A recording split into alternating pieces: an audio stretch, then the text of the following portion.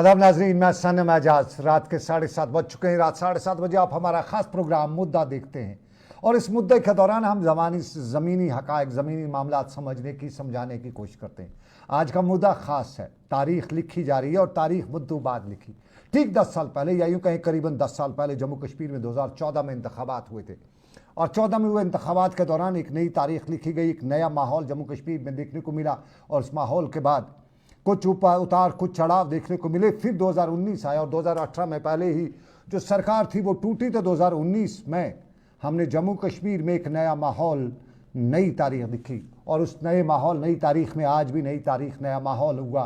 और आज बाज़ाब्ता तौर पे मुद्दतों बाद, या यूँ कहें बड़ी देर की मेहरबान आते आते मुद्दतों बाद, आज इलेक्शन कमिश्नर जो राजीव कुमार हैं, चीफ इलेक्शन कमिश्नर, उन्होंने आज प्रेस कॉन्फ्रेंस की और पहले ही लोगों को पिछले कल रात से अंदाजा हो रहा था कि आज बाज़ाब्ता तौर पर इलेक्शन कमीशन डेट्स अनाउंस करेगा, क्योंकि कल रात चीफ सेक्रेटरी करीबन 1 बजे रात तक बैठे रहे, ट्रांसफर्स होती रही, सब कुछ इधर के उधर होते रहे और 100 के करीब लोगों के जो ट्रांसफर आर्डर्स रात को निकले। तो सुबह सुबह ने जब लोगों को आर्डर पहुंचना शुरू हुए तो लोगों ने सुबह सुबह कि भाई बात कुछ बड़ी होने वाली है, इतने बड़े पैमाने पर तब्दीलियाँ, तकर्रियाँ हो ररी हैं, कुछ तो है जिसकी पर्दादारी हो रही है। और ये कुछ तो है, ठीक 3 बजे जब इलेक्शन कमिश्नर की प्रेस कॉन्फ्रेंस हुई तो उसमें साफ हो गया कि ये तब्दीलियाँ, ये तकर्रियाँ इलेक्शन कमिश्नर के शायद अहकामात आए थे, उसी के पस मंजर में हो रही थी। और 3 बजे जब इलेक्शन कमिश्नर ने प्रेस कॉन्फ्रेंस दी तो उसमें पहला ही जम्मू कश्मीर का मुद्दा उठाया। हरियाणा की बात भी की, लेकिन हरियाणा बाद में, पहले कश्मीर हो। कश्मीर की बात करते हुए चीफ इलेक्शन कमिश्नर ने बताया कि पार्लियामानी इंतखाबात में जिस तरीके से जम्मू कश्मीर के लोगों ने बढ़ चढ़ कर इंतखाबात में हिस्सा लिया, वो जमहूरियत की वो पनप थी, वो जमहूरियत की वो कौपल थी जो उसमें खुशबू आ रही थी। उन्होंने जब जमहूरियत की बात की तो जम्मू कश्मीर के लोगों को जमहूरियत की बात भी उन्होंने समझाई और मुल्क की आवाम को भी बताते हुए बताया कि जमहूरियत का सबसे बड़ा फेज़ जो है, कश्मीर के लोगों को उसका इंतज़ार है।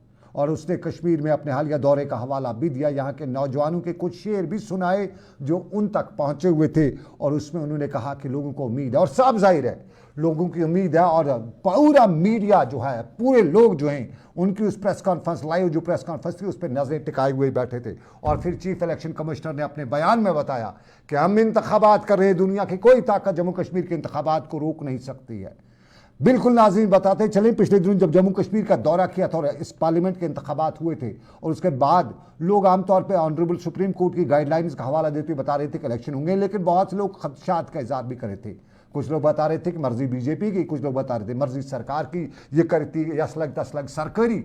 लेकिन सरकारी लगने से पहले ही इलेक्शन कमिश्नर ने जब जम्मू कश्मीर का दौरा किया तो उसने बताया कि जो कुछ जम्मू कश्मीर में हो रहा है, खासतौर पर जम्मू में जो कुछ भी हो रहा है, उसका इस पर कोई असर नहीं पड़ेगा। और फिर जब दिल्ली में उन्होंने बताया कि मीटिंग करने के बाद इंतखाबात के हवाले से हतमी फैसला लिया जाएगा, तो दिल्ली में मीटिंग की और आज शाम को दिल्ली के से, आज शाम बाद दोपहर दिल्ली से जो हुक्म हुआ कि आने वाले दिन इंतखाबात होंगे, 3 मराल में जम्मू कश्मीर में इंतखाबात होंगे। टाइम कम दिया है, आम लोग पॉलिटिकल लीडरान बात करें।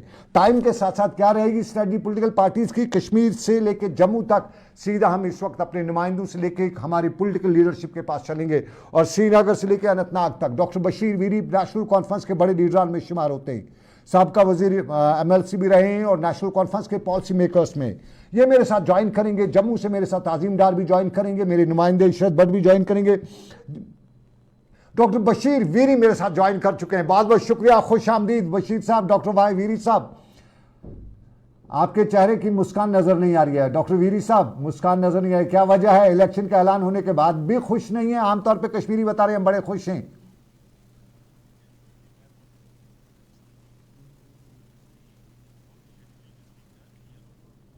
डॉक्टर बशीर वीरी साहब, थोड़ा सा हमारे जुल्फी वहाँ पे नुमाइंदे, उनको बता दीजिएगा कि ऑडियो में थोड़ा सा उनका शायद ऑडियो बंद है। हम हमारे साथ ताज़ीम डार PDP के जमा सा लीडर हैं, वो भी हमें जम्मू से ज्वाइन करेंगे। इशरत भट्ट हमें पुंछ से ज्वाइन करेंगे, जावेद हमारे मनास से राजौरी से हमें ज्वाइन करेंगे, मलिक हमीद कुपवाड़ा से ज्वाइन करेंगे और हमारे साथ इम्तियाज़ खान कांग्रेस के लीडरान हैं, यूथ लीडर हैं कांग्रेस के, वो भी हमारे साथ ज्वाइन करेंगे और हम मुख्तलिफ जो पोलिटिकल लीडरशिप है उनके पास पहुँचने की कोशिश करेंगे। श्रीनगर में इल्तिजा मुफ्ती ने प्रेस कॉन्फ्रेंस की, दिन में फारूक अब्दुल्ला ने जम्मू में प्रेस कॉन्फ्रेंस की और उनसे पहला सवाल था, सब ने उनने कहा कि वेलकम स्टेप है, लेकिन फारूक अब्दुल्ला ने आज कल के बयान पर जवाब दिया। फारूक अब्दुल्ला ने कल ही प्रेस कॉन्फ्रेंस के दौरान बताया था कि किसी के साथ अलायंस नहीं होगा, लेकिन आज बता डाला कि सोचा जा सकता है। कुछ तो है जिसकी पर्दादारी है और कुछ लोग इसको सियासी पस मंजर के साथ भी जोड़ते हुए दिख रहे हैं। इल्तिजा मुफ्ती ने भी श्रीनगर में, आज महबूबा मुफ्ती की साहिबजादी, उन्होंने भी श्रीनगर में प्रेस कॉन्फ्रेंस की और इस प्रेस कॉन्फ्रेंस के दौरान इल्तिजा मुफ्ती ने पीडीपी का हाल अहवाल भी बताया और यह यहाँ तक बताया कि मैं नहीं चाहती हूँ कि महबूबा मुफ्ती इंतखाबात में हिस्सा ले, क्योंकि वो यहाँ के चीफ मिनिस्टर रही हैं और अब जो इंतखाबात यूटी में हुए हैं होंगे, ये इंतखाबात जो हैं, इन इंतखाबात में लड़ना क्या बात है। ये महबूबा मुफ्ती के हवाले से। और उमर अब्दुल्ला पहले ही बयान दे चुके थे कि वो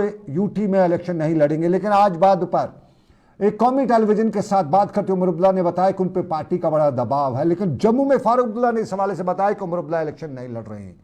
उमर अब्दुल्ला ने इस पे बात भी की, लेकिन आपको नाज़रीन बताते चले, डॉक्टर बशीर वीरी मेरे साथ ज्वाइन किए हुए हैं, उसके साथ साथ मेरे साथ ज्वाइन किए हुए हैं ताजीमदार इशरत भट्ट और मलिक हमीद। बहुत बहुत शुक्रिया मलिक हमीद मुझे ज्वाइन करने के लिए, ताजीमदार से लेके डॉक्टर बशीर वीरी तक दोबारा। मलिक हमीद बहुत बहुत शुक्रिया। सियासत के जो उतार चढ़ाव हैं आपकी उन पर बड़ी नज़र रहती है, ज़रा मेरे नाजरीन को बता दीजिए आपके चेहरे पे ये मुस्कान क्या इंतखाबात के ऐलान की मुस्कान है या कोई और वजह है? घर में होली दिवाली तो आज दुनिया में होली दिवाली है नहीं, तो ये क्या मुस्कान है? Late but Kashmir, Jammu Kashmir people are very happy कि इलेक्शन अनाउंस हुए और डेट्स अनाउंस हुए, तो मैं खुशामदीद करना चाहता हूं। हम बहुत खुश हैं जम्मू कश्मीर के लोग की 10 साल के बाद हमें मौका मिला कि हम वोट डालें, अपने नुमाइंदे चुने, हमें डेमोक्रेटिक हक मिला जो हमसे छीना गया था। मगर गमज़दा भी है क्योंकि इसमें गम भी बड़ा है, क्योंकि हिस्ट्री में पहली बार, जम्मू कश्मीर की हिस्ट्री में पहली बार विदाउट स्टेट इलेक्शन हो रहा है, विदाउट 35A इलेक्शन हो रहा है, विदाउट 370 इलेक्शन हो रहा है। तो गमज़दा भी है। कोशिश करते हैं, मैं सबसे इल्तिजा करता हूं कि लैंड, जॉब, सिक्योरिटी और स्टेटहुड के बारे में वो लड़े, तो हम उनके साथ है, पूरी अवाम उनके साथ है, क्योंकि हमारी इज्जत जो उतारी गई, जो हमारी नफ्सियात को ठेस पहुंचाई गई, वो बहुत ज्यादा है। क्योंकि 2010 से जो हमारे साथ किया गया 24 तक, आज तक कभी कोई ऑर्डर, कभी कोई ऑर्डर, कभी और कोई ऑर्डर, तो हमें परेशान किया गया, ज़हनी मरीज बनाया गया। तो जैसा आपने देख लिया कि जो पार्लियामेंट इलेक्शन हुए वो भी किसी डेवलपमेंट पर नहीं हुए, वो इन्हीं चीजों पर हुए कि जो सेंटिमेंट, एस्पिरेशन लोगों की है, जो सिंपैथी लोगों की है 370 के साथ, 35A के साथ, जो स्टेटहुड के साथ है, उसी पर लोगों ने वोट डाले। मुझे लगता है आज भी लोग वोट उसी पर डालेंगे। वो तो आप लोग नहीं डाले, नॉर्थ वालों ने, सेंटर और श्रीनगर वालों ने तो नहीं डाले ना। हम गमज़दा इसलिए भी है कि लद्दाख भी हमारे साथ था, लद्दाख को छीना गया, उनको डेमोक्रेटिक हक से दूर रखा गया, उसके साथ भी हम गमज़दा है। तो हम चाहते हैं कि ये इलेक्शन लद्दाख में भी होता तो बहुत अच्छी बात होती। आपने सेंटिमेंट्स की बात की, सेंटिमेंट वगैरह का आमतौर पे कश्मीरी कहते हैं कि ये नॉर्थ वालों ने सेंटिमेंट दिखाए, साउथ और सेंट्रल कश्मीर वालों ने नहीं दिखाए। मुझे ये बता दीजिए कि साउथ वालों में जो मियां साहब है उसने कौन सा डेवलपमेंट का नारा दिया? मुझे बताइए रूला साहब ने कौन सा डेवलपमेंट का नारा दिया? रूला साहब ने ऑन पार्लियामेंट पटल पर कहा, कंटिन्यूअसली कहा, 370 35A स्टेटहुड के बारे में बात की। उनकी 5 तकरीरें 4 तकरीरें देख लीजिए, उनकी प्रेजेंटेशन देख लीजिए पार्लियामेंट। आपका ऑडियो जरा थोड़ा सा आज टेक्निकल फॉल्ट्स हो रहे हैं, ये टेक्निकल फॉल्ट नहीं बल्कि नेटवर्क में प्रॉब्लम आ रही है। डॉक्टर बशीर वीरी मुझे ज्वाइन कर चुके, मुझे स्क्रीन पे नजर आ रहे हैं डॉक्टर बशीर वीरी। डॉक्टर वीरी साहब, आपके ऑडियो में थोड़ा सा प्रॉब्लम हो गया था, मुझे उम्मीद है कि मेरी टेक्निकल स्टाफ ने उसे ठीक कर लिया होगा। जरा हमारे नाज़रीन को बताइए, जो मैंने मुस्कुराहट की बात की थी, क्या आपके चेहरे पे मुस्कुराहट वाकई में इलेक्शन अनाउंसमेंट को लेके है या कुछ और है? और दुख है आपको, जिस तरह मेरे दूसरे साथी हमीद साहब बता रहे थे? इलेक्शन का ऐलान तो हुआ, ये हम आपको समझना पड़ेगा, उस बैकड्रॉप में ये इलेक्शन हो रहे हैं जी, इस संसद के हिस्से किए गए, जो हमारी खुसूसी पोजीशन इसी आईन ने हमको दी थी। हमने एक सेक्युलर मुल्क के साथ राब्ता किया और राय पे किया, लेकिन उससे गैर आईनी तो छीना गया। आज रियासत के टुकड़े किए गए, एक यूनियन टेरिटरी बनाए। आज तक तकरीबन 2018 से लेके आज तक है, और यहाँ के लोगों को अपने नुमाइंदे चुनने का हक नहीं दिया। अब सुप्रीम कोर्ट में जाना पड़ा। सुप्रीम कोर्ट ने पिछले साल गवर्नमेंट ऑफ इंडिया को कहा कि 30 सितंबर तक यहाँ पे इलेक्शन कराया जाए। तो अब गवर्नमेंट ऑफ इंडिया ने सुप्रीम कोर्ट की डर से यहाँ पे इलेक्शन का ऐलान किया। तो आपको ये भी समझना पड़ेगा कि रीऑर्गेनाइजेशन एक्ट को हाल में ही तरमीम की गई और यहाँ जो भी इख्तियारात थे वो एक उनके अपने जो मरकज का यहाँ पे नुमाइंदा होता, मरकज का हम एजेंट ही कहेंगे उसको वो इख्तियारात थे। इस पूरे बैकड्रॉप में जो इलेक्शन हो रहे हैं का असर तो है यहाँ की आवाम और खासकर जो अवामी नुमाइंदे इस वक्त लोगों के सामने जा रहे हैं उनके लिए बहुत बड़ा चैलेंज है। ये पूरे सारे हुकूक जो इनके लिए हमको लड़ना है, जद्दोजहद करनी है और वापस वो पूरे हुकूक हमें हासिल करने की कोशिश करनी है जो हमसे छीनेंगे। डॉक्टर मीरी साहब, डॉक्टर मीरी साहब, बहुत बड़ा चैलेंज है और यही लेके हम लोगों के डॉक्टर मीरी साहब, आप पढ़े लिखे हैं, जाने माने पॉलिटिशियन हैं और पॉलिटिकल बैकग्राउंड हैं, फैमिली आपके पॉलिटिकल बैकग्राउंड है। मेरा जो एक सवाल जो है आपसे रहेगा और इस सवाल में मेरा सबसे यही सवाल रहेगा कि क्या आप मान लेते हैं कि दिल्ली बीजेपी जम्मू कश्मीर के लोग जो स्टेटहुड की आज बात कर रहे हैं उनसे वो लोग जो कभी जम्मू कश्मीर में ऑटोनॉमी की बात कर रहे थे, सेल्फ रूल की बात कर रहे थे या दूसरों की, अब उनको भुला दिया और उन्हें अब रीऑर्गेनाइजेशन एक्ट तक ही पहुंचा दिया है, 371 तक पहुंचा दिया, इसमें वो कामयाब हुए और हमारी लीडरशिप उसमें नाकाम रही। उसमें नेशनल कॉन्फ्रेंस भी उतनी जिम्मेदार, उसमें पीडीपी भी उतनी जिम्मेदार, उसमें जो दूसरी रीजनल पार्टीज के लीडरान हैं वो भी जिम्मेदार। जहां तक नेशनल कॉन्फ्रेंस का सवाल है, जहां तक हमारा सवाल है, हम बिल्कुल अपने वादे पे हमने अपना एजेंडा छोड़ा नहीं। हमने जो ऑटोनॉमी का हमारा वादा है लोगों के सामने, हम उसके लिए बराबर जद्दोजहद करते रहेंगे, करते रहे हैं और करते आए।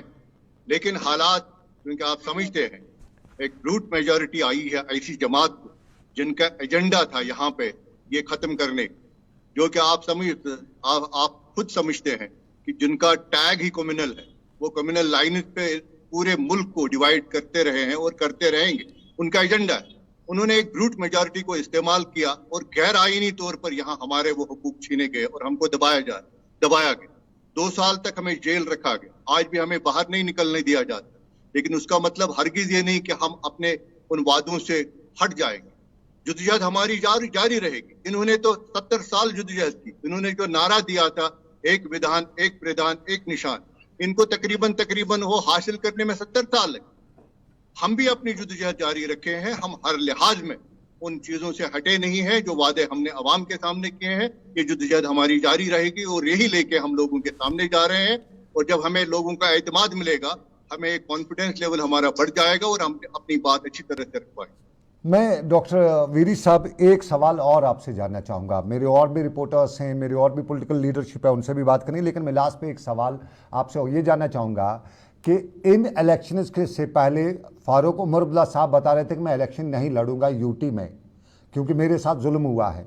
आज एक नेशनल टेलीविज़न से बात करते हुए उमर साहब ने कहा मुझे पार्टी का बड़ा प्रेशर है तो मैं शायद इलेक्शन लड़ूँ। तो कहीं ना कहीं ये फिर वही वो सियासत, उमर साहब जैसा शख्स सियासत वो वही कर रहा है। कहीं ना कहीं वो एक प्रेशर माउंट कर रहा था कि मुझे स्टेटहुड चाहिए, लेकिन वो इलेक्शन में वापस आने की जब बात कर रहे हैं कि पार्टी का प्रेशर है, तो क्या वाकई में ये वही बात तो नहीं हुई कि हम वही करेंगे जो हमारी आदत है?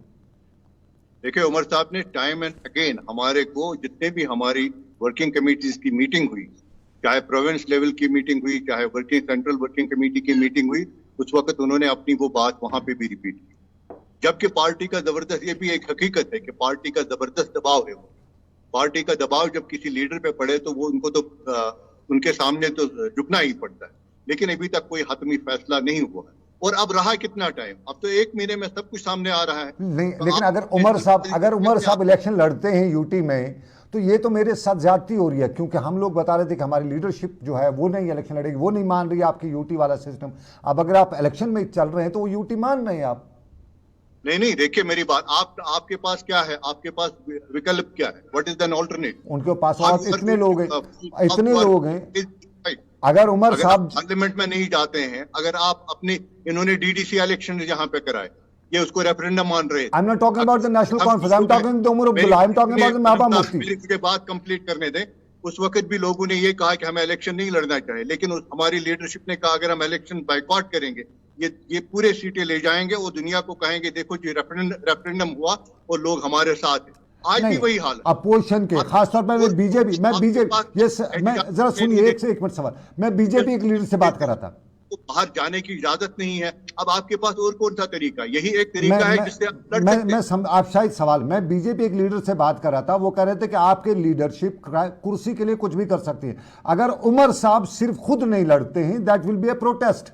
नेशनल कॉन्फ्रेंस लड़े, बाकी लीडरशिप लड़े, लेकिन उमर साहब ने कहा था in protest I will not fight the elections. अब अगर उमर अब्दुल्ला और महबूबा मुफ्ती लड़ती है तो ये तो प्रोटेस्ट उनका खत्म हो गया, वो तो मान रही है दोनों।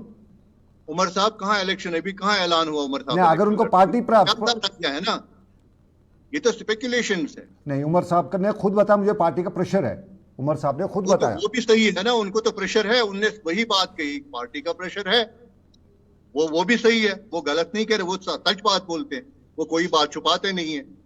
पार्टी का प्रेशर है, उनको हर कोई बंदा कहता है कि हमें आपकी लीडरशिप चाहिए, आपकी लीडरशिप में हमने फाइट करनी है, वो भी तो सही है, लेकिन अभी उन्होंने कोई फैसला नहीं लिया ना।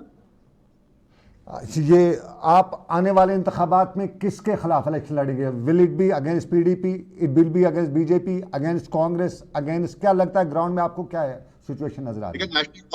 नेशनल कॉन्फ्रेंस ने हर हमेशा अपने अपोनेंट्स को भी लोगों की खातिर, लोगों के जहां पे इंटरेस्ट को सेफ गार्ड करना था, उनको साथ लेके चले।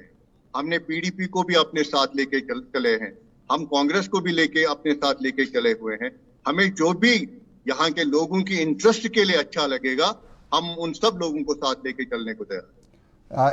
हम ये समझ लें कि आप जिस तरह बता रहे हैं दैट मींस आप पीडीपी को भी साथ लेके चलेंगे?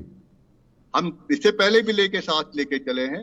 जो यहाँ सिचुएशन जो हमें इमर्ज हो जाएगी सिचुएशन, उस हिसाब से हमारी लीडरशिप फैसला करे। डॉक्टर वीरी साहब बहुत बहुत शुक्रिया मुझे ज्वाइन करने के लिए। Doctor Bashir Veeri, national conference के माजी में भी हम लेके साथ चलेंगे।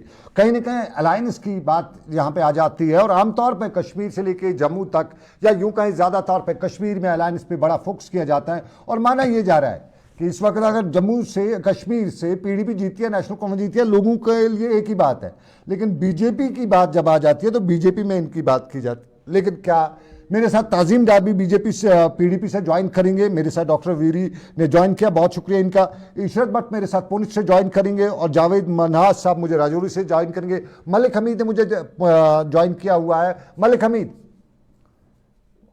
हमीद आप तक ये सवाल जो है ये मेरा पहुंचना बहुत जरूरी है।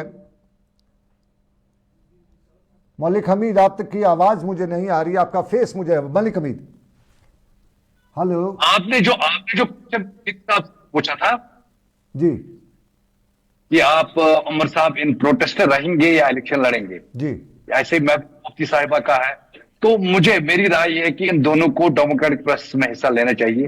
इलेक्शन लड़ने, आप पॉलिटिकल एनालिस्ट भी, लेकिन मैं एक सवाल पूछूंगा, मेरी लीडरशिप पे भरोसा कहां रहा? मेरे बच्चे कल इनके इन बयानात को, एक साल पहले का बयान और आज का बयान, जब आज का कथनी और करनी में फर्क आ जाएगा ना दोनों लीडर्स का। I am talking about Omar Abdullah Ghalib, I am talking about Mehbooba मुफ्ती।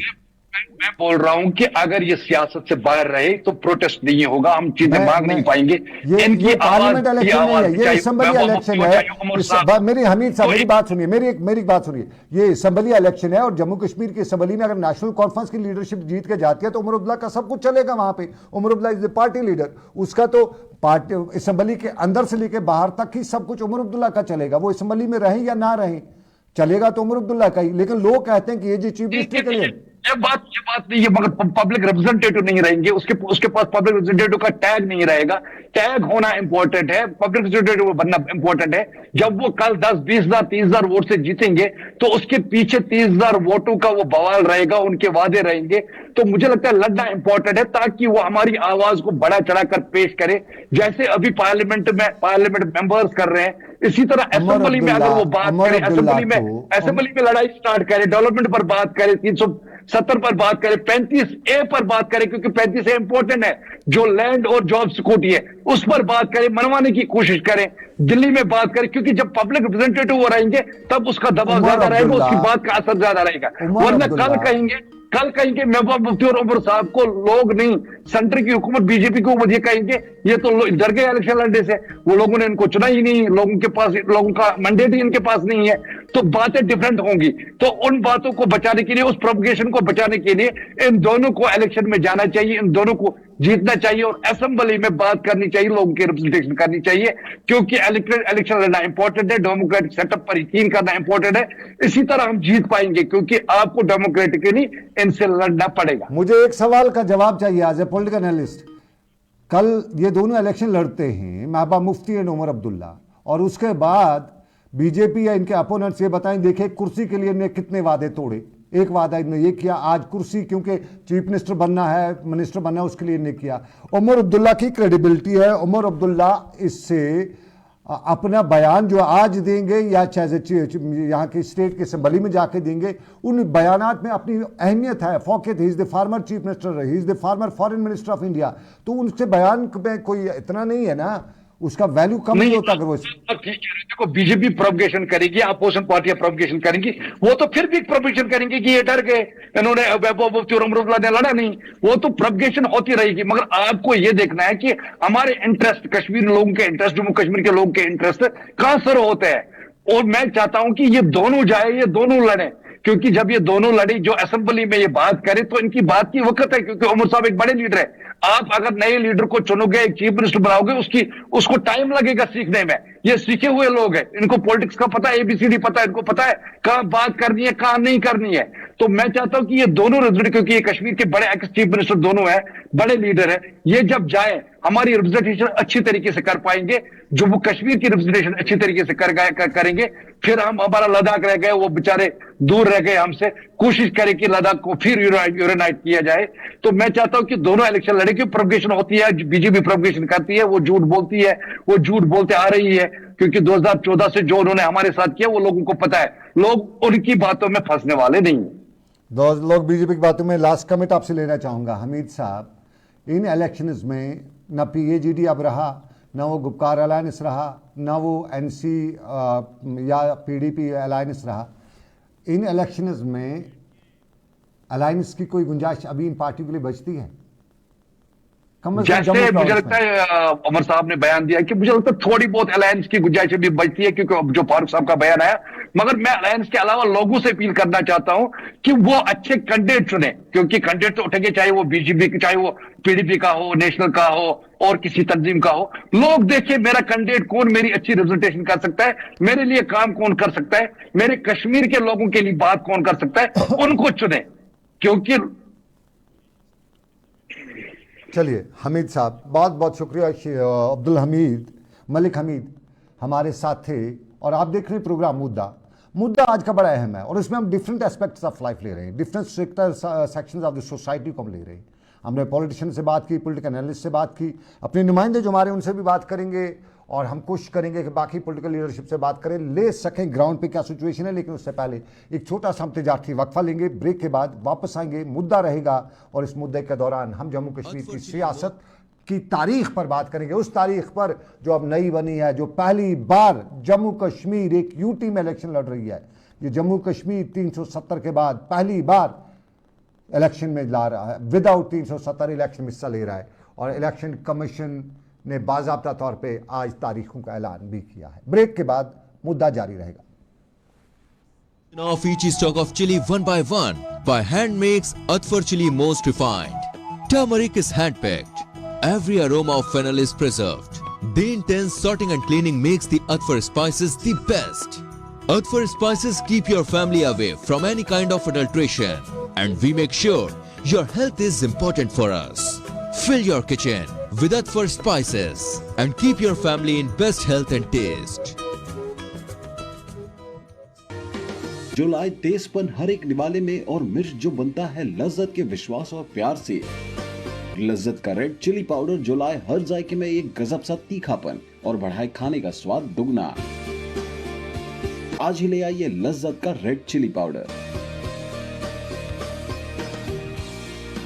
कश्मीर की वादियां और भी खूबसूरत लगती हैं जब हाथों में होता है प्याला ब्लैक मस्ती चाय का। ताजगी ऐसी कि हर लबों पे मुस्कान लाए, कड़क इतनी कि हर सुबह बेहतर नहीं बेहतरीन हो जाए। कश्मीर के असली चाय के दीवाने पीते हैं सिर्फ ब्लैक मस्ती चाय, आप भी पीजिए। हल्दी जिसकी महक और जिसके पीलेपन की चमक लाते हैं खेतों से सीधा आपके घर लज्जत का हल्दी पाउडर। जो बनता है बेहतरीन कूलिंग ग्राइंडिंग प्रोसेस से, जिसके खाने में जाते ही लोग उंगलियां चाट जाए। सुनहरा जैसे लज्जत और आपका अटूट विश्वास, लज्जत का हल्दी पाउडर। बाथरूम की पाइप हो तो परेशानी, किचन की पाइप ब्लॉक हो तो परेशानी, ड्रेन भराई हो तो परेशानी, लेकिन अब हर परेशानी को करें बाय बाय। श्योरेट का ड्रेन क्लीनर अपने घर लाएं, जो करे बाथरूम, किचन और ड्रेन की पूरी सफाई और दे आपको हर परेशानी से बड़ी राहत। श्योरेट drain cleaner, surety for super hygiene. Mutton तो है सबकी फेवरेट, और यही मटन जब बनती है लज्जत के मीट मसाला के साथ, तो मीट का स्वाद लगे जायकेदार हर बार और बढ़ाए लज्जत से आपका प्यार। आज ही ले आइए लज्जत का मीट मसाला।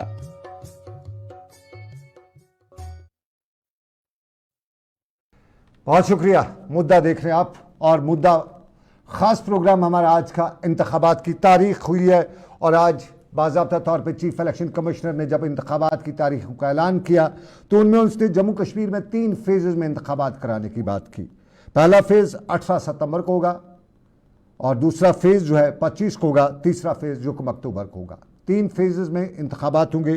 4 नवंबर को काउंटिंग होके 4 नवंबर की शाम तक साफ हो जाएगा कि कौन सा यहाँ पे पार्टी बनी है, कौन सी अगला सरकार बनती है। और गैजेट नोटिफिकेशन जो है फर्स्ट फेज़ के लिए 20 तारीख होगी। 27 लास्ट डेट है फर्स्ट फेज़ के लिए, और 27 की तारीख को यहाँ पे लास्ट डेट रहेगा इलेक्शंस की नोटिफिकेशन भरने, फॉर्म भरने का। 5 सितंबर जो है वो सेकंड फेज़ के लिए होगा, और थर्ड फेज़ के लिए जो है 12 सितंबर को होगा। ये 3 फेज़ में इंतखाबात होंगे, और इन 3 फेज़ में इंतखाबात के साथ आपको बताते चलें कि काउंटिंग 4 नवंबर को होगी। सियासी जमातों का इस पर रद्दमल आ चुका है। हमने कोशिश की थी कि हम बीजेपी से भी रब्ता कायम करें, लेकिन उनसे नहीं हो सका। पुलिस चलते हैं, इशरत हमारे साथ मौजूद, हमारे नुमाइंदे इशरत से। इशरत, बहुत बहुत शुक्रिया। हमारे नाजरीन तक बता दीजिएगा, पुंछ राजौरी खित्ता जो है हाई टर्नआउट रहा पार्लियामेंट के इलेक्शंस में, और तब की बार हमने एक नया ट्रेंड, वहाँ पे नया ट्रेंड नहीं देखा, वो रिवायती ट्रेंड देखा, बाबा की मेहरबानी। अब की बार आपको क्या लग रहा है, आज इलेक्शन कमीशन ने नोटिफिकेशन जो ऐलान किया, इसके बाद लोगों का रुझान क्या है? जी सर, मैं आपको बताता चलूं कि 2014 के बाद पहली मर्तबा आज अनाउंसमेंट हुई इंतखाबात के हवाले से, और लोगों में बड़ा जोश और जज्बा देखा जा रहा था। जिससे हमारी बात हुई उसने हमें ये कहा कि ये बहुत अच्छा हुआ कि इंतखाबात अनाउंस हुए, ताकि लोग जो हैं अपने वोट से चुनी हुई सरकार जो है वो मारिज़ वजूद लाएं, ताकि लोगों के पड़े हुए काम जो हैं, जो इस रूल में नहीं हो पा रहे हैं, वो उनके अपने नुमाइंदे करें। जी सना, क्या लगता है आपको इस फैसले के बाद खित्ते पुंछ राजौरी में सियासी पोजीशन क्या रहेगी? जी, मैं आपको यहाँ पर बताऊं कि खिता पीर पंचाल जो है ये सियासी एतबार से भी काफी ज्यादा मतलब एडवांस देखा जा रहा है, क्योंकि जो गुज़श्ता जो इलेक्शन हुआ, पार्लिमानी इंतखाबात हुए, उनमें लोगों ने बढ़ चढ़ कर हिस्सा लिया और वोट किया। और 2019 के बाद पहली मर्तबा ये इंतखाबात हुए, पार्लिमानी इंतखाबात। और वहीं पर अगर असेंबली इंतखाबात की बात की जाए तो लोग इन इंतखाबात में भी बढ़ चढ़ कर हिस्सा लेंगे। लोग खुश हैं इंतखाबात के अनाउंस होने के बाद।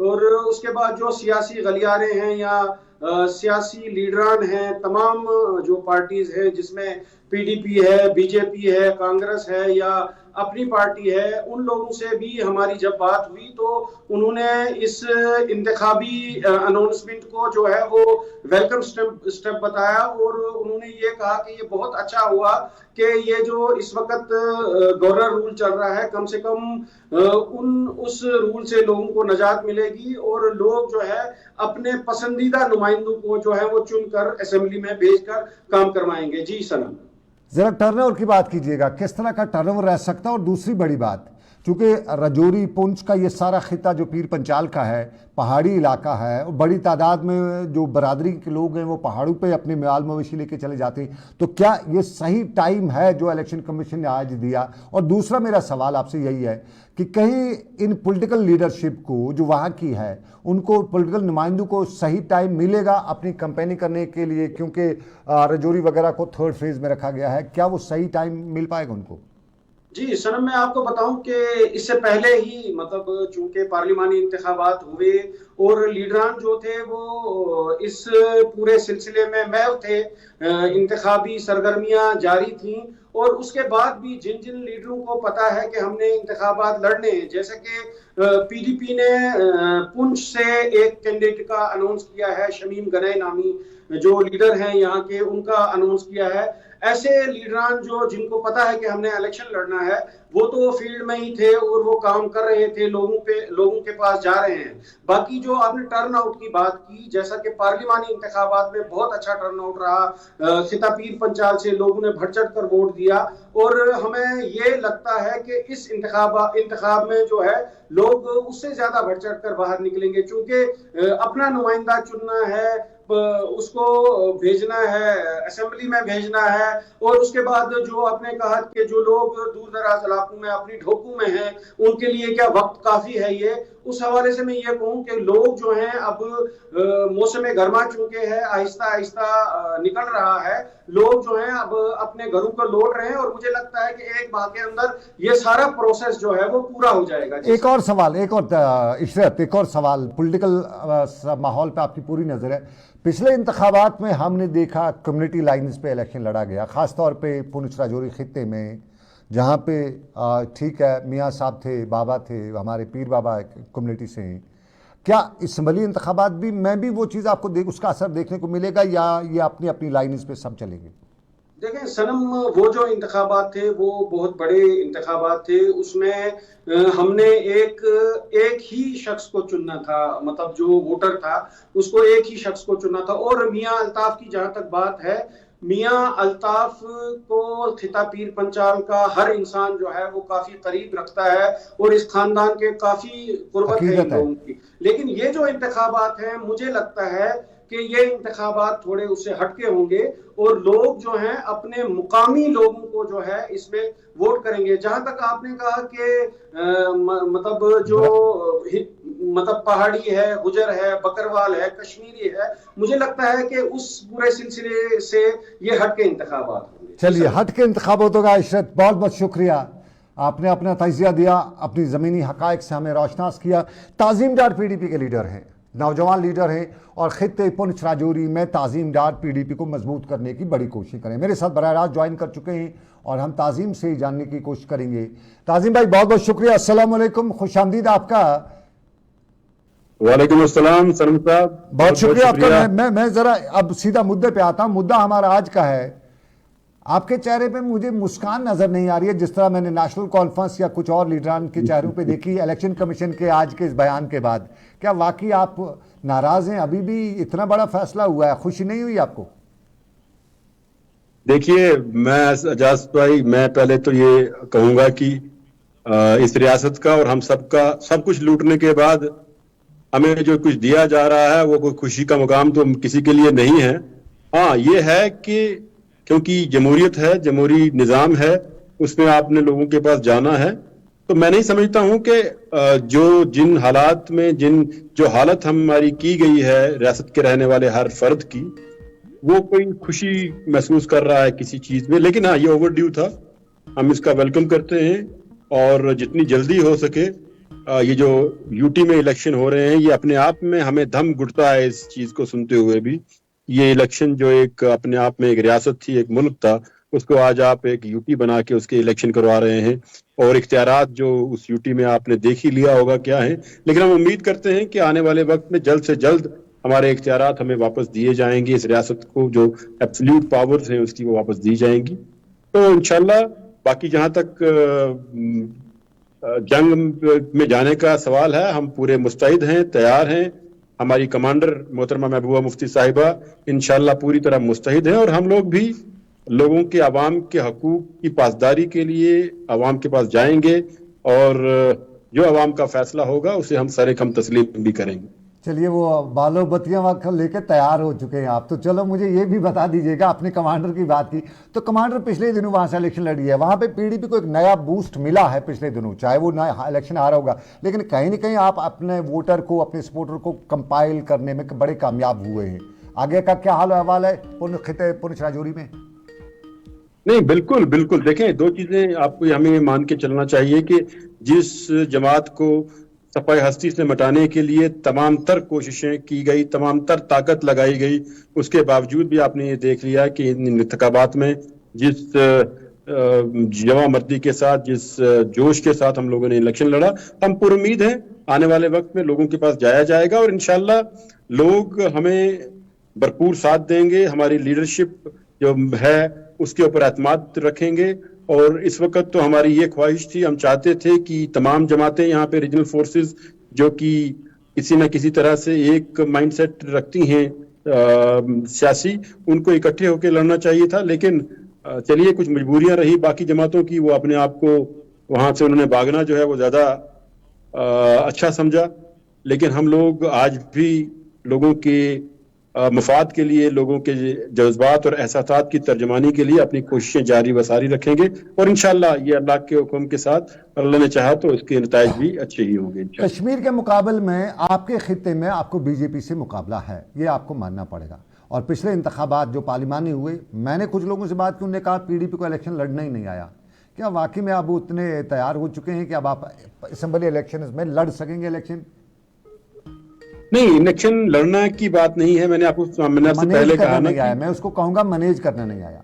आप अपने वोटर को, अपने सपोर्टर को मैंने वही कहा कि मैं ये नहीं कहता कि जो जिस तरीके से हमने इलेक्शन लड़ा है, मैंने आपसे पहले कहा ना कि हमारी जमात को जिस तरह से टारगेट किया गया, जिस तरह से उसे सफाई हस्ती से मिटाने की कोशिश की गई, उसके बाद भी हम लोग हैं, ये अल्लाह का करम है, ये अल्लाह की नवाजिश है जो है। जब तक अल्लाह किसी को सफाई हस्ती से ना मिटाए तब तक कोई चीज नहीं मिट सकती। और आने वाले वक्त में इंशाल्लाह आप देखेंगे कि आपको अच्छा खासा रिजल्ट पीपल्स डेमोक्रेटिक पार्टी के हक में नजर आएगा, खित्ता पीर पंचाल में भी। और कश्मीर तो आप खुद रहते हैं, आपको मालूम है, आप जानते हैं वहाँ क्या सूरत हाल है, वो आप बखूबी जानते हैं। लेकिन खित्ता पीर पंचाल से भी इंशाल्लाह, लेकिन हमारी अपनी एक ख्वाहिश थी कि तमाम जमातें जो हैं, वो चाहे कांग्रेस है, चाहे नेशनल कॉन्फ्रेंस है, चाहे हम थे, हम लोग एक वन वॉइस में अगर इलेक्शन लड़ते तो ज्यादा बेहतर होता, अच्छा होता, एक मैसेज जाता। और चलिए, अब वो नहीं हो पाया तो इंशाल्लाह कोशिश करेंगे। इंशाल्लाह वन वॉइस में इलेक्शन लड़ना चाहते थे, यानी आप बैगिंग बाउल लेके थे या आपकी पोजीशन इतनी खराब है उस चीज को? नहीं, लोग बैगिंग बाउल नहीं। देखें, अवाम जो इस वक्त सूरत हाल है जम्मू कश्मीर की, आप बखूबी जानते हैं। इस वक्त तो वैसे भी जो सूरत हाल आपने बना के रखी है, उमर साहब तो पहले ही कह चुके हैं मैं इलेक्शन नहीं लड़ूंगा यूटी में, महबूबा मुफ्ती साहिबा पहले ही कह चुकी हैं मैं नहीं लड़ूंगा। मकसद ये है कि आज एक घर में रहने वाले लोगों को एक मैसेज देने की जरूरत थी। कौन उसके लिए आए, कौन क़यादत करे, कौन आगे, ये सियासी जमातें जो हैं, मैंने पहले कहा ना, ये डाउनफॉल आता रहेगा, कोई नीचे जाएगा, कोई ऊपर जाएगा, वो एक अलग पहलू है, अलग मामलात हैं। लेकिन रियासत जम्मू कश्मीर को जिस तरह से टारगेट किया गया है, उसके मफाद के लिए यही अच्छा था कि लाइक माइंडेड पार्टी जितनी थी वो एकजुट होकर उन फोर्सेस का मुकाबला करती जिन फोर्सेस ने हमारा यह हाल किया है। लेकिन एक सवाल आज जो फारूक साहब ने कहा कि पीडीपी को ही जिम्मेदार है, उन्हीं के बयानात की वजह से अलायंस टूटेंगे, तो फारूक साहब ने बताया है पीडीपी का बयान देने की अगर बात कहूंगा, अगर बयान की बात है तो फिर मैं तो चलें, मैं फारूक साहब के कद का तो नहीं हूं, लेकिन मैं आम आदमी होने की हैसियत से तो यही कहूंगा कि रियासत जम्मू कश्मीर को इस हालात पर पहुंचाने में नेशनल कॉन्फ्रेंस और उसकी लीडरशिप जिम्मेवार है। 1947 से लेकर अगर उन लोगों ने ये कुछ ना किया होता तो आज हम लोग ये फेस ना कर रहे होते। इन लोगों ने आज अगर हमारी 24 सीटें काट के बाहर ना फेंकी होती तो हम यहाँ ये फेस ना कर रहे होते। ये किया दरा रियासत जम्मू कश्मीर में सब नेशनल कॉन्फ्रेंस का है। अगर आज जो हालात बता रहे हैं, नेशनल कॉन्फ्रेंस कहती है 2014 में अगर पीडीपी ने अलायंस ना बीजेपी से किया होता तो आज ये हालात नहीं होते। ये कहने की बातें हैं, कौन किसके साथ क्या था। अगर बात करने पे आई जाए तो इस रियासत को 84 में क्या हुआ, एब्सोल्यूट पावर किसके पास थी, एब्सोल्यूट पावर होने के बाद उन्होंने क्या किया। मुफ्ती साहब तो आप आए 99 में आए ना, 99 में आए ना। और बीजेपी कोई ऐसी कोई राज चलती जमात नहीं थी जो उनको वो कहें कोई किसी जगह नहीं थी, वो मेजॉरिटी लेके आए थे पूरे हिंदुस्तान में। ये चीजें कहना कौन किसके लिए जिम्मेदार था? मैं तो मानता हूं कि इस जम्मू कश्मीर में जितना कत्लेआम, जितना खून खराबा हुआ है, वो सब नेशनल कॉन्फ्रेंस और उसकी लीडरशिप की वजह से हुआ है। जितनी लोग खून बहा है कश्मीर में, फिर भी आप उनके साथ अलायंस करने वाले हैं, फिर भी आप कहते हैं कि उनके साथ अलायंस हो। मैंने आपकी बात का जवाब दिया जिसपे उन्होंने हमें कहा है। बातें करने पे आए तो हमारे पास बहुत जम बातें हैं। आपने एक बात कही, मैंने उसका जवाब दिया। तो आप बाकी मैंने पहले कहा, अब मुझे पीडीपी के लीडर से इसके लिए बहुत जिम्मेवार है। फिर बातें करने पे आएंगे, फिर हमारे पास हर एक आदमी बात कर सकता है ना। राजौरी पुंछ और जम्मू खिता में रहने वाले लोगों को, जम्मू खिता में रहने वाले मुसलमानों के साथ कितना इन्होंने नेशनल कॉन्फ्रेंस की क़यादत ने इंसाफ किया। ये छोड़ दीजिए, ये बातें हम इन चीजों पे नहीं जाना चाहते। मैंने पहले कहा ना, ये चीजें छोड़ दीजिए। हम चाहते हैं कि जो लाइक माइंडेड पार्टीज, जो जम्मू कश्मीर की रीजनल फोर्सेस हैं, उनको एकजुट होने की जरूरत है, इकट्ठे होने की जरूरत है। और महबूबा मुफ्ती साहिबा की पहल पे ये हुआ था। उन्होंने कोशिश की थी गुप्कार अलायंस बनाने की, उन्होंने कोशिश किया।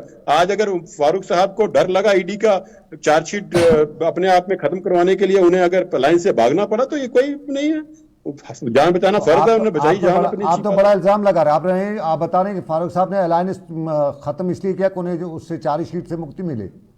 बिल्कुल ये है, बिल्कुल सही है, इसमें कोई दो राय नहीं है। क्या कल का जो ये है, ये प्री प्लान था? मैंने कहा ना, ये सब चीजें अब आप छेड़ रहे हैं। इन चीजों को रहने दीजिए, कुछ चीजें खामोश ही रहें। हम ये क्या चाहते हैं, मैंने पहले कहा कि इस घर को आग लग गई घर के चिराग से। छोड़ दीजिए इन चीजों को। 47 से लेकर आज तक क्या रहा, हम क्यों आज अपने आप में कहां हम बैठे रहे, क्यों हमारी ये हालत रही, क्यों सूरत हाल ऐसी रही, क्यों हम लोग स्टेबल नहीं हो पाए। तो ये चीजें एक तारीख है, इसकी हिस्ट्री है। लेकिन एक चीज है ताजिम भाई, आप सारे आम आदमी जिसे हम, वो हर पॉलिटिकल जो नुमाइंदा है, हर पॉलिटिशियन जो है, उसे नाला नजर आ रहा है। सबको एक ही थाली के चट्टे बट्टे बता रहा है, चाहे वो नेशनल कॉन्फ्रेंस हो, चाहे पीडीपी हो। आम आदमी, मैं जमीन पर रहता हूं, मैं जमीनी हकायक आपको बताऊंगा। आप ठीक कह रहे हैं ना, आप ठीक कह रहे हैं। वो उसकी वजह यह है कि रियासत जम्मू कश्मीर में उसकी स्टेबिलिटी लाने के लिए जो आप 1947 से लेकर आप आज तक ले लीजिए, कोई भी किसी भी जो शख्सियत रही जिनके पास एब्सोल्यूट मेजॉरिटी भी रही, उन लोगों ने क्या कर लिया यहाँ आके। हमने तो, मुफ्ती साहब ने 2002 में 1999 में आने के बाद फिर राहत लाने की कोशिश की, लोगों के जहनों में लोगों को राहत पहुंचाने की कोशिश की। उससे पहले क्या था मुझे बताइए ना। 96 में तो एब्सोल्यूट पावर थी ना नेशनल कॉन्फ्रेंस के पास। क्या किया उन्होंने? वो तो आपके सामने ही है ना।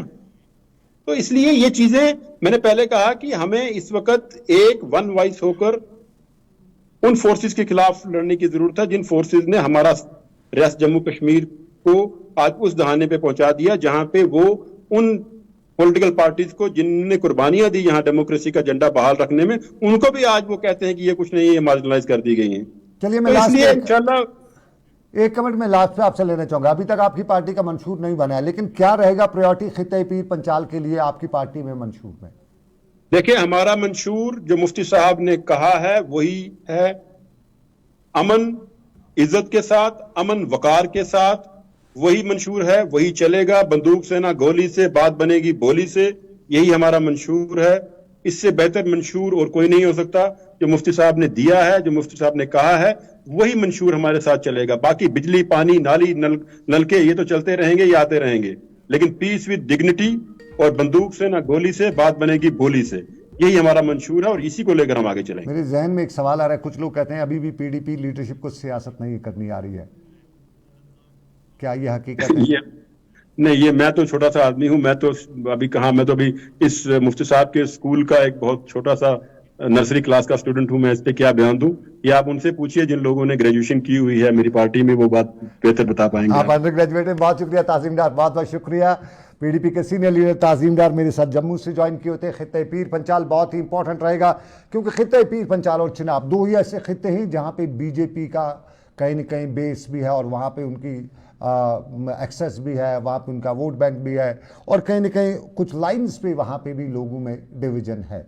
और उस पीर पंचाल के खित्ते में पीडीपी का क्या सूरत हाल रहेगी। जावेद मेरे साथ हैं। जावेद हमें ज्वाइन किए हुए हैं रजौरी से, और रजौरी में जावेद बहुत शुक्रिया। ज़रा बताइएगा रजौरी में लोगों का क्या रुझान है, क्या बताती है वहाँ की जनता रजौरी की आज के चुनावी माहौल को लेके, चुनावी ऐलान को लेके, और कितने क्या कुछ चल रहा है लोगों के जहन में आने वाली सियासत के दिनों से? देखिए सर, पहले तो बहुत बहुत शुक्रिया आपका। लोगों के अंदर जो काफी आज खुशी का दिन था जब एक अनाउंसमेंट हो जाता है, इलेक्शन का बिगल बजता है, ये लोगों को काफी बेसब्री से इंतजार था आज के दिन का जी। आज मैं देख रहा हूँ कि लोगों के अंदर काफी खुशी है। लोगों का ये कहना था कि पिछले कई सालों से जो है जम्मू व कश्मीर के अंदर चुनाव नहीं आप हो रहे ग्राउंड थे। पर रिपोर्ट करते हैं, पिछले 6 घंटों में आपने क्या देखा ग्राउंड पे? लोग क्या कहते थे इंतखाबात के हवाले से? लोगों के अंदर काफी खुशी का माहौल है। तो लोग ये चाहते हैं कि अब उनकी जो मनपसंद जो सरकार है वो जम्मू कश्मीर के अंदर बनेगी। पहले कुछ सालों से जम्मू कश्मीर के अंदर जो है वो सरकार नहीं थी, इससे एलजी इंतजामिया संभाल रही थी। लेकिन अब लोगों के अंदर काफी खुशी है, लोग जश्न मना रहे हैं।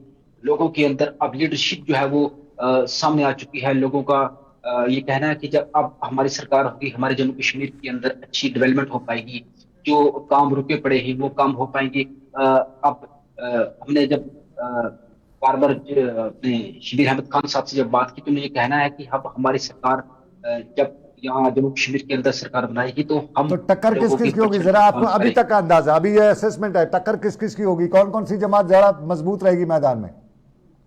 देखिए बिल्कुल यहाँ पर इसमें पीडीपी भी अपना जोर आजमाएगी और नेशनल कॉन्फ्रेंस तो शायद यहाँ बहुत बड़ी टक्कर दे पाएगी, क्योंकि कांग्रेस का क्या हाल होगा? मियां अल्ताफ अहमद लावी जो है वो अगर खुद कंपेनिंग करते हैं नेशनल कॉन्फ्रेंस की, तो कहीं ना कहीं पर मुझे लगता है कि नेशनल कॉन्फ्रेंस यहाँ पर भारी पड़ेगी। कांग्रेस की बात कांग्रेस भी अब पीछे, कांग्रेस की अगर बात करें तो कांग्रेस भी पीछे नहीं हटेगी। अगर तो कांग्रेस भी, आज हमारे शबीर खान साहब का ये कहना था कि हमारी कांग्रेस मजबूत है, स्ट्रॉन्ग है, और हम कल से ये शबीर खान साहब की बात बाद में, जरा बीजेपी भी वहां पे बड़ी स्ट्रांग उसका बेस है, तो बीजेपी का भी क्या, कैसे टक्कर रहेगी बीजेपी की? बिल्कुल बीजेपी की बहुत बड़ी टक्कर है यहाँ पर। बीजेपी जो बाकी जमातें हैं उनसे भी बीजेपी की ज्यादा टक्कर आपने बताइए। अब मैं एक सवाल आपसे, आप ग्राउंड पे रहते हैं, अगर नेशनल कॉन्फ्रेंस भी मैदान में है, पीडीपी मैदान में है, कांग्रेस में मैदान में, और यूजुअली इनका जो है मुकाबला बीजेपी, अगर इनका वोट डिवाइड हो गया तो बीजेपी बीच में से निकल जाएगी अच्छी खासी बढ़त लेके पूर्णिया राजौरी से। बिल्कुल, लेकिन बीजेपी की तरफ से तैयारी जोरों शोरों पर है। बीजेपी की तरफ से तैयारी जोरों शोरों पर है। यहाँ राजौरी के अंदर भी बीजेपी के चांसेस जो है वो काफी हैं, क्योंकि अब सवाल ये उठा है कि बीजेपी का जो उम्मीदवार है वो यहाँ से कौन हो सकता है। चलिए बहुत शुक्रिया। सवाल है उम्मीदवार कौन हो सकता है, बहुत बहुत शुक्रिया। वक्त इजाजत नहीं देता है। जावेद बहुत शुक्रिया, मुझे ज्वाइन किया हुए थे, और ग्राउंड सिचुएशन बिल्कुल नाजरीन आम कश्मीरी भी यही बता रहा है कि असुद्दीन ओवैसी जो है आमतौर पर मुल्क में मुसलमान उन्हें कोसते रहे, क्योंकि मुसलमानों को जहां कहीं पे भी मुसलमानों का बेल्ट हुआ करता था, असुद्दीन ओवैसी पार्लियामानी या दूसरे इंतखाबात में अपने उम्मीदवार उठा लेता था, और फिर मुसलमानों का वोट जो है वो डिवाइड होता था, आधा कांग्रेस, आधा लगलेश, आधा दूसरा, एक बड़ा हिस्सा मुसलमान के हक में जाता था। और फिर पिछले असम्बली इंतखाबात यूपी में मैंने देखे, बीजेपी जो है 200, 300, 500 वोटों से जीती थी, और उसके में ये भी देखने को मिला कि 5000, 8000, 10,000 वोट जो हैं वो असुद्दीन ओवैसी का जो मुस्लिम कैंडिडेट था उसने मुस्लिम वोट लिए थे। अगर वहाँ पे आम लोग कहते थे अगर ओवैसी का कैंडिडेट ना होता तो ये वोट जो है ये उन सेकुलर जमातें, सो कॉल्ड सेकुलर जमातें जिनमें कांग्रेस, अखिलेश वगैरह जो थी, उनको मिल जाता, तो शायद बीजेपी वो सीट नहीं जीत पाती, और फिर यूपी में इस तरह से बीजेपी की जो मेजॉरिटी है वो नहीं आती। 70 के करीब ऐसी सीटें थी जहां पे अगर असुद्दीन ओवैसी का कैंडिडेट नहीं हुआ होता तो शायद वहां पे सूरत हाल कुछ और होती। यही हाल इस वक्त भी है। अगर खित्ते जम्मू कश्मीर तो एक तरफ है, यहाँ पे पीडीपी जीत जाए, नेशनल कॉन्फ्रेंस जीत जाए, अपनी पार्टी जीत जाए, पीसी जीत जाए, कोई और जीत जाए, मामला उतना संगीन नहीं है। लेकिन खित्ते चिनाब से लेके खित्ते पुंछ और जम्मू के वो इलाके जो मुस्लिम बेल्ट इलाके हैं, उन इलाकों में अगर ये पार्टियां अलायंस नहीं करती हैं, नेशनल कॉन्फ्रेंस, पीडीपी, कांग्रेस, तो फिर मौका जो है 2 की लड़ाई में तीसरे की जीत होगी, बीजेपी की जीत होगी। तो अलायंस की बातें इन्हीं बुनियादों पर लेके की जाती हैं, और माना ये जा रहा है कि अगर आज भी वक्त है, अगर अक्ल सलीम से काम लिया तो आने वाले वक्त में सियासत के परवान भी पर भी बदले होंगे और कुछ के पर भी कटे होंगे। मुद्दा आज का बस इतना ही। उम्मीद के साथ आपसे लूंगा इजाजत। रात 9 बजे फिर होगी आपसे मुलाकात। दिन भर में कुछ ही पलों बाद मेरे साथी रिजवान ला रहे हैं आपके लिए उर्दू खबरनामा। मुझे दीजिए इजाजत, रखिए अपना ख्याल, अल्लाह हाफिज।